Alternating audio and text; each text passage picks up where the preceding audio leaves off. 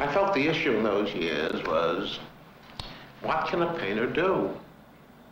The problem of the subject became very clear to me as the crucial thing in painting.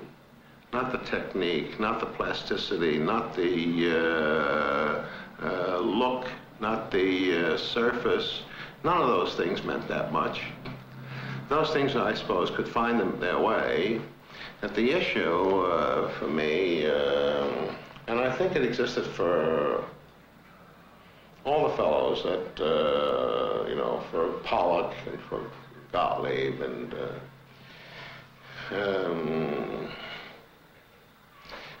what are we going to paint? I think the best distinction has been made by Professor Maya Shapiro, who in talking about subject in painting has made a distinction between what he calls the object matter. For example, people think that Cézanne's subject are the apples. Well, it's possible to argue that that's what it is. And for a long time I was very antagonistic to those apples because they were like super apples, they were like cannonballs. I saw them as cannonballs. But he does talk about but Maya, in making the distinction between the subject of a work and the objects in the work, I think makes a remarkable distinction that should help people understand that even though, let's say, my painting as it developed did not have any of those objects, that it did not necessarily mean, therefore, that there was no subject there. My first painting, where I felt I had moved into an area for myself that was completely me, I painted on my birthday in 1948. And it's, you know, it's a small red painting, and I put a piece of tape in the middle, and I put my so-called zip, which I prefer to call it. Actually, it's not a stripe. Now, the thing I would like to say about that is that I did not decide, either in 48 or in 47 or in 46 or whatever it was, to say to myself, I'm going to paint stripes. I did not take an arbitrary, abstract decision. I suppose I thought of them as streaks of light. When I painted this painting, which I called Onement, I stayed with that painting for about 8-9 months, wondering to myself, what had I done? What was it?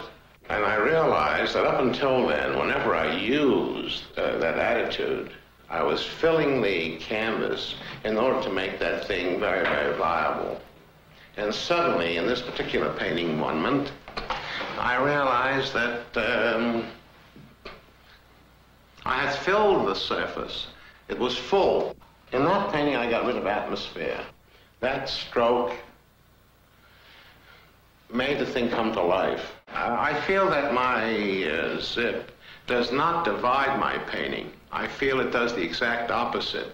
It does not cut the format in half or in whatever parts, that it unites the thing. It creates a totality. That is, you see it, you look at it and you see it. And if you don't, there's nothing to walk into. It's not a window leading you into a situation where you walk through some either interior or exterior world from which you then come to a conclusion. The beginning and the end are there at once. Otherwise, a painter is a kind of choreographer of space. He creates kind of a dance of elements, of forms. And it becomes you might say, either a tactile art, or it becomes a narrative art instead of a visual art. When you see a person, you have an immediate impact. You don't have to really start looking at details. Your first reaction when you meet a person for the first time is immediate, and it's a total reaction in which the entire personality of a person and your own personality make contact. And to my mind, that's almost a metaphysical event. If you have to start examining the eyelashes and all that sort of thing, it becomes a cosmetic situation in which you remove yourself from the experience.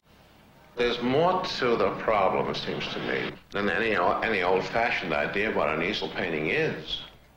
A painting can be bigger than anything that can go on an easel and still be, in my opinion, an easel painting. And in the end, size doesn't count. Whether the easel painting is small or big is not the issue. Size doesn't count. It's scale that counts. It's human scale that counts. And the only way you can achieve human scale is by the content.